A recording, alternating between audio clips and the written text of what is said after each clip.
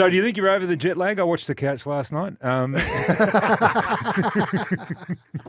Hey, what do you think? How was he going, our man? He was like He's doing a little bit of. He was like Columbo. He wanted to know where the text messages come from the West Coast Eagles, didn't he? I think I uncovered it. That might have been my favourite. That might have been my favourite Garry moment of the whole year. In fact, yes. the whole time Which he's one? been on the couch. When you were doing your WhatsApp stuff last night about the West Coast I've got to Eagles. put my hand up. I started with my own stuff, but the WhatsApp wasn't my line. I pinched that off Mikey. That's right. Our editing manager. I was expecting text messages from Jeremy McGovern and then the text. Oh, you're right, though. flash It's all up. encrypted. You can't get them out of the That's right, WhatsApp. exactly right. So, no, it was good. Listen, you're in here to talk footy, and you've done the Jeez. ramble The for ramble's 12 still going. 7-11. Hey, but for anyone that didn't see the couch last night, the whole idea was that there were these text messages which apparently went around with the West Coast Eagles That's players, true. and then Gary sat there watching the game at the weekend, thinking, "Okay, I'm gonna detect who actually was part of the group text by the way that they were going." Well, the hard thing was commit themselves there was to only playing. 3 players that text. And as I was watching, I thought there's got to be at least 15 that sent Yeah, messages. there was. It was pretty bad. I didn't see the game. Oh, yeah, I was on my way home from my Hampton interleague coaching trip, which we'll talk about. But Well, we will, because we've got a couple of messages here. yeah, a bit of food. Well, we should start there because when do you know when you know when you've lost the players? Given your performance at the weekend, What happened, boy? Just tell everyone you coached for the second, third, fourth. No, I think this is my 6th year. So Sixth? I was 4-0. And I thought his coaching's easy, Timmy. I don't This know is why. Hampton League, by the way. Yeah, I thought the Wisp, you could have lasted longer. You could have stuck it out a bit longer. But now I understand after beltings the last 2 times. It hurts. It's Ballarat, they've got a pretty good team. I thought I was in a bit of trouble when my assistant coach went through the full rotations, and it's like Chinese to me, like trying to understand the rotations these days. Yeah. If you haven't played midfield, I think that's your problem. I think you had to get back to basics. it might have been back to basics because a lot of confusion. It felt like a lot of confusion. Outsmarted Do we yourself. understand this, boys? Any questions? And there was just blank faces an hour out from the game. I've received a couple of text messages from some of the players. Actually, there's a couple of group texts going around about your performance over the weekend. Hey, let's start with the West Coast Eagles though, because like Adam Simpson and where he's at with that group of players, that type of thing. Does it serve anything though if he was to get the lemonade before the end of the season? Does it actually serve any purpose to do that now if that's what they were thinking and he's lost the players and they want to make a change? Should they just hang on to the rest of the season? do you think? Well, the problem is, to me, it looks like now he's resigned to his fate. So in the press conference, the fact that he brought his son to the press conference, he acknowledged that and said, I brought him last week because this might be my last press conference. And then even more resigned in the post-game presser after Melbourne. I think there's a part of Simo that's checked out.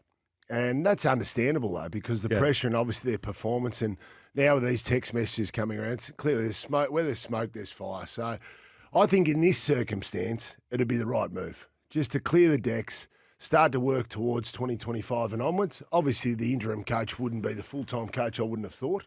However, it just starts to give some clear space and opportunity and just clear the heads of the players, I think. What do you reckon?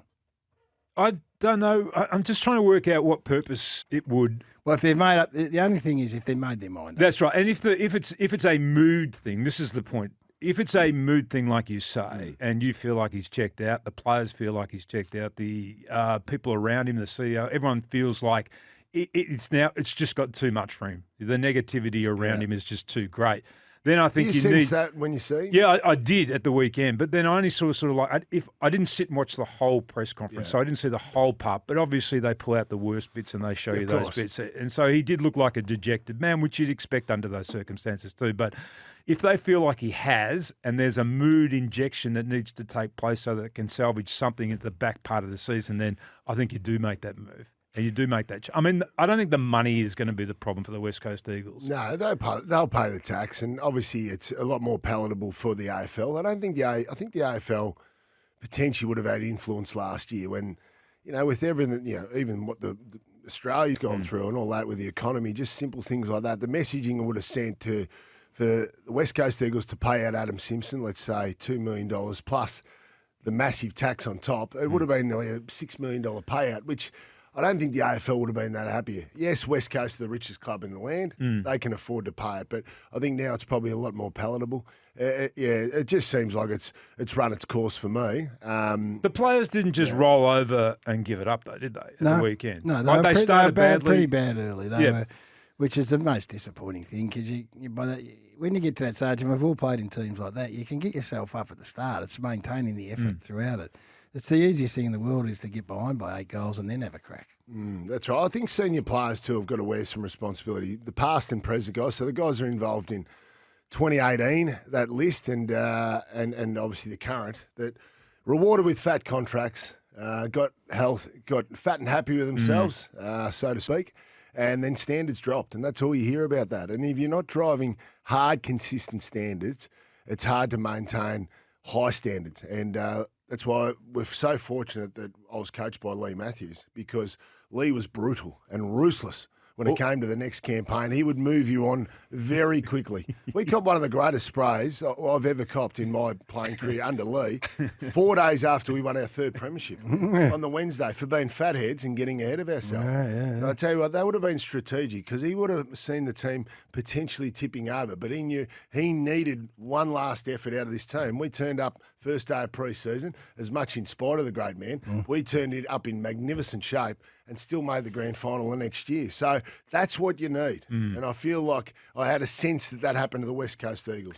Johnny Brown's here for the hour, if you don't mind, for 4 and 20 pie. This time last time he'd eaten 3.5 chili pies. Nice. Well, you're eating a Bircham muesli. He's going to be easier. He was bleeding from the eyes. He's pacing himself this morning, you're pleased to know. On the other, big Johnny Brown in the studio. It's great to have him here as well. Let's get into the bigger talking points that came out of the weekend of footy. I've heard Brownie's take on this, and we'll discuss it again. I haven't heard yours yet, Whispers. Izak Heeney has, at this point in time, is ineligible for the Brownlow, having been given a 1-game suspension for his hit off the ball on Jimmy Webster. What say you? I say this, that it wasn't an intentional strike to the head or face. It was an accidental strike to that part. But having looked at the way that the rule is written, and you went into great detail last night, even though you couldn't convince Brownie and Bucks that it was a completely different set of circumstances around that compared to the Zerk Thatcher. I think that I don't think Michael Christian had any other alternative other than to do what he did. So I think it'll go to the tribunal, and I think he'll get off. I'll just read the rule out, which is the basis for my opinion of why I think he's in trouble. I don't think it was a vicious, intentional strike, but the rule which was changed says this: in instances where a player intends to forcefully push or fend an opposition player off the ball, brackets, including to gain separation for the purpose of contesting the ball, which is relevant to Izak in this case, and the effect is that the player strikes their opponent, the strike will usually, and there's a bit of wriggle room, be graded as intentional rather than careless. Now, having read that, we talked about Zerk Thatcher and Norton. So Zerk Thatcher doesn't fall under the separation, which is my argument last night, but he could go under where a player intends to forcefully push or fend an opponent. Now, the decision that they made, clearly that was accident. Now, whether you agree with that or not is another thing. But that's the area where I think Isaac's he's going to have a bit of an issue trying to explain. Careless? Well, that's the thing, though, isn't it? Is it careless or is it intentional? No, this is the change in the rule. When it's off the ball and the separation part is the strike will usually be graded as intentional rather than careless. That's right, usually. So there is a little bit of wriggle room there with usually there's a wriggle room, absolutely. And it's part of the game. So it should be in play. So does he be more careless? Okay, would you say, not in another world, but in today's world, would you say that is worthy of a week? No, because it's part of the craft and it is an accident. It's a football accident. And there's no difference between trying to gain separation or trying to close separation like Zerk Thatcher was doing. So I think that's maybe a technicality in the rule, but they can use the usually part of it to get it down to a fine potentially. So I think they need to rewrite that rule or the definition of what's in play and what's out of play. But I'd hate to see him lose the Brownlow medal. I'm not saying he's going to win the Brownlow, but I'd hate to see him lose the Brownlow on that account. You want them to change that though too, don't you, the Brownlow medal? Well, you don't want to be the fairest and best anymore. No, well, you think that's the fairest is a great part of the Brownlow, but we haven't moved with the times. If we went through retrospectively, I'm sure there'd be about 30 of the Brownlow winners wouldn't have won their Brownlow medal under today's current rules. So surely we have to move with the times as well. Do you agree with that, Gary? Yeah, I think it's coming to the stage where we're going to have to discuss it. I like the fairest and best element because it's different. Right? Yeah. But the contradictory thing is that, and I asked Johnny Ralph this last night, Toby Green, who again got fined for whacking a bloke on the weekend, $6,000. He's now up to $30,000 worth of fines, Toby. He's eligible. So you can whack someone, as long as I keep saying, as long as you write the check, you can whack someone and still be eligible, whereas in this instance, Izak Rankine is going to be unlucky if, in fact, this stands. I actually think there shouldn't be 1 week suspensions in our game. I think we're too suspension happy. I think we want to keep our best players out there. The game's incredibly difficult to play, and we make mistakes out there because the game is so fast and guys get suspended for them. So I think we should scrap the 1 week. It should be heavier fines. They need to negotiate with the Players Association. So let's get rid of these $1,000 fines or $1,500 fines. And I know players are on different wages. Maybe there needs to be a fine scale, but scrap that because then that gets rid of those, Tiggy Touchwood ones. You go, oh, geez, that bloke got a week and then he lost the Brownlow medal. I don't think we'd have that problem then. And then you have a higher fine, so it becomes a greater deterrent. But keep our best players out there for incidents like the Izak Rankine one and several others that we've seen throughout the year. When you look at it again, it was he did throw his hand back pretty aggressively. Well, that's because you're trying to get separation. So we're all trained, and I would train it on coaching young forwards. To gain separation, it's got to be a hard. Does it have to be a whack or a push? No, I won't say a it's strike. More a whack than a push. No. You'll whack, you'll push, you'll do a number of different things.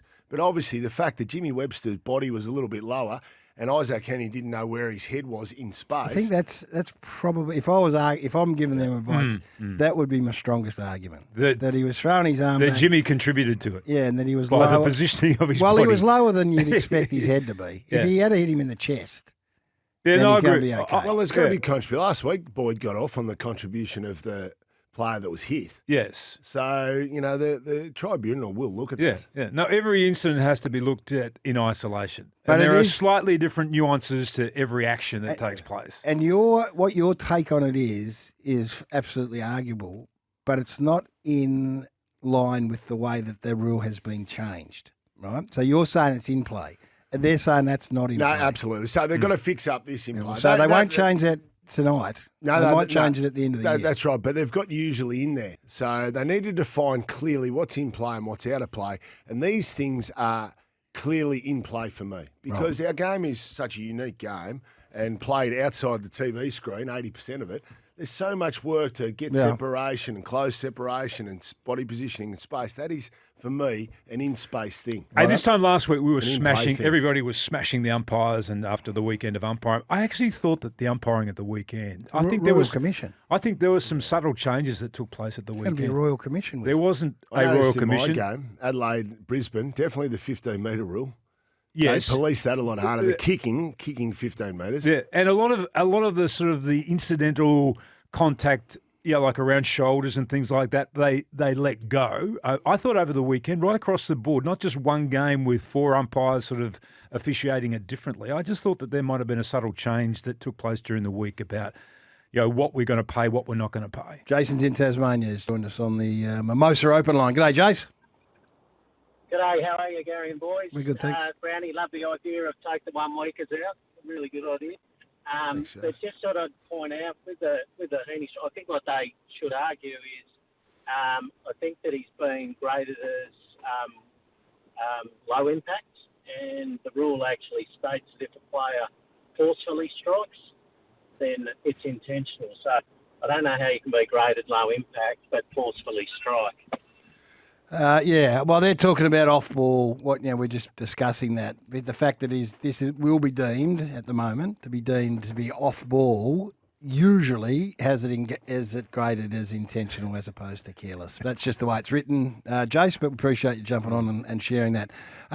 This must be from a Collingwood fan, Gary, because Bombers supporters would have been happy with the umpiring.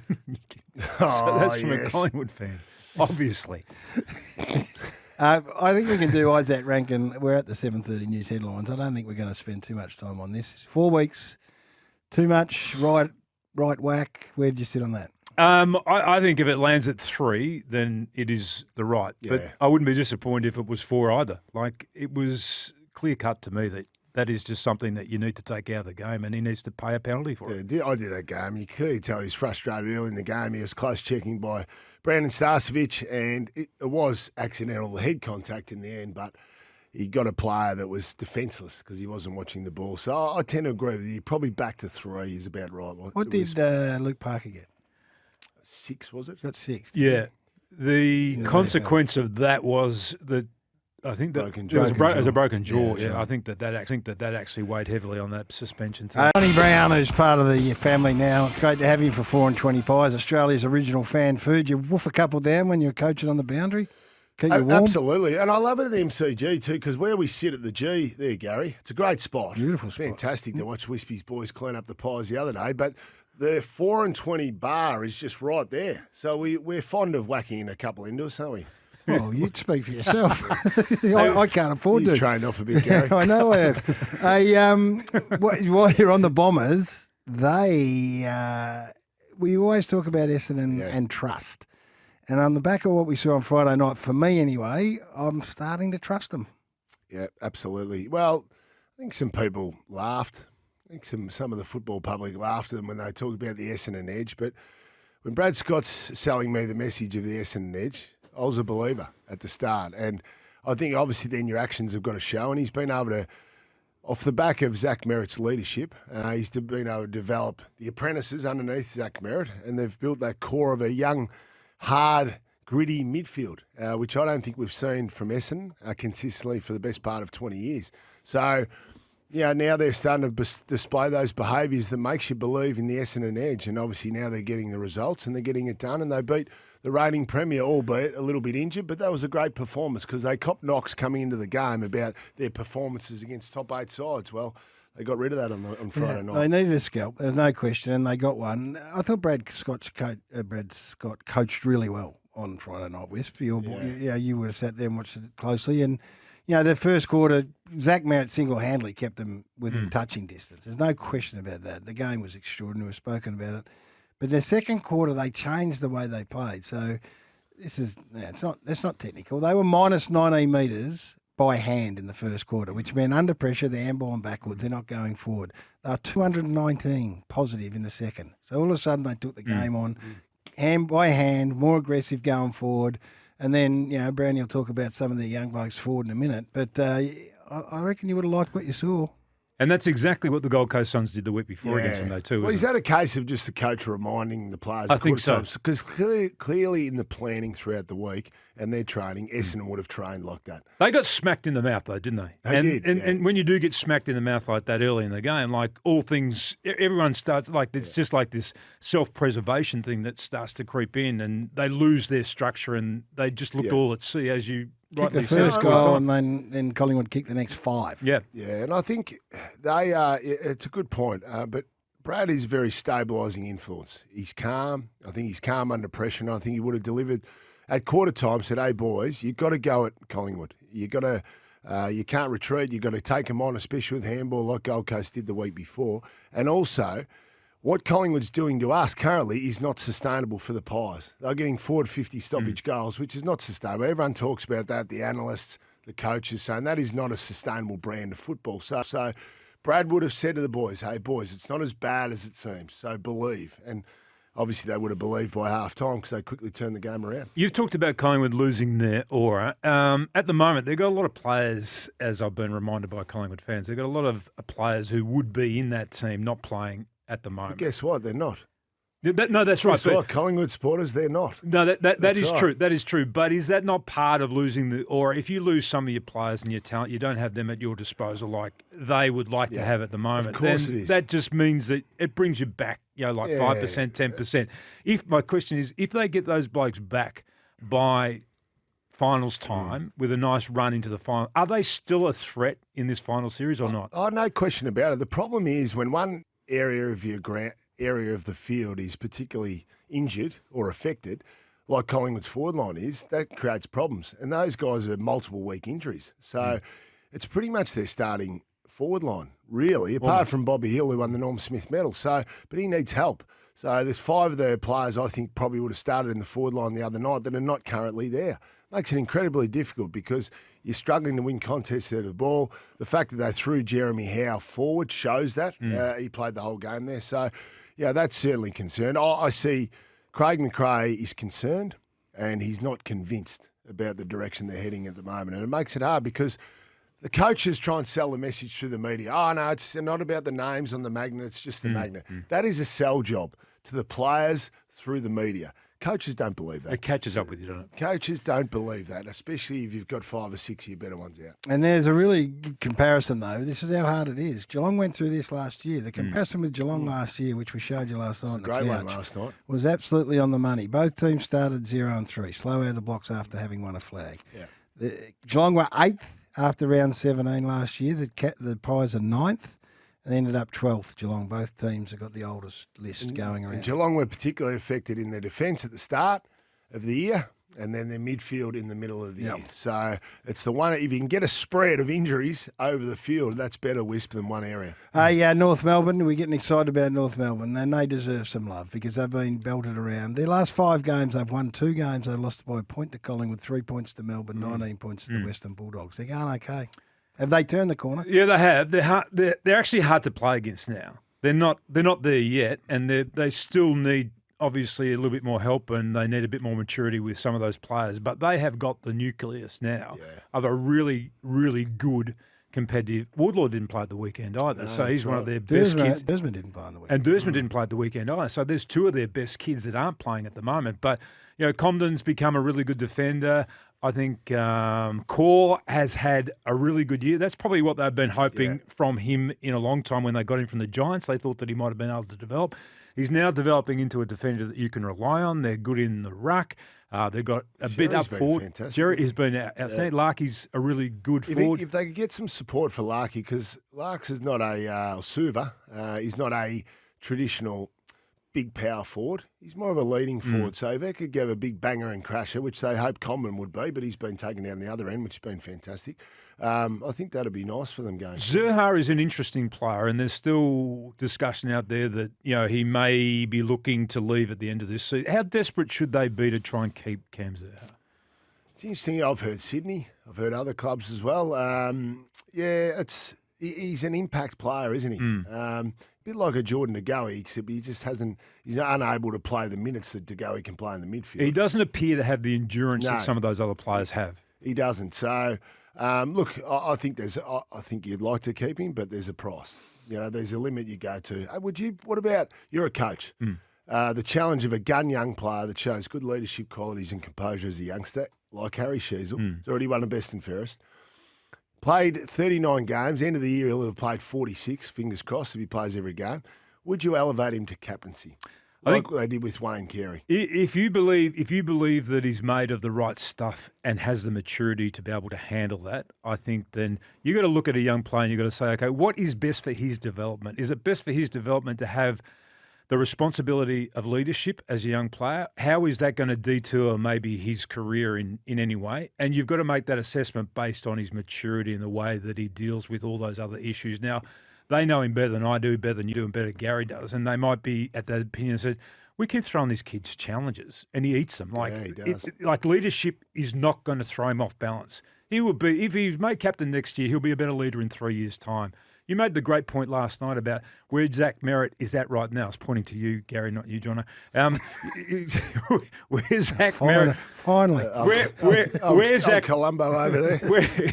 Where Zach Merritt is right now, and the point that you made was he got thrown out of the leadership group about 4 years ago. He did. And he said, okay, I remember him actually after that sort of sitting down and talking about, okay, what is it that I need to do to improve myself? And he sought the advice of a lot of people around football because was one of them. He wanted to be a leader. So you can learn parts of this leadership business. Spot on, absolutely, especially if you're a real high achiever and selfish in a good way about your football. It really does. He could have gone one or two ways. The bottom lip could have bagged on the ground. He could have said, I want out of here, but he didn't. He went the other way, and now he's arguably the best captain in the comp.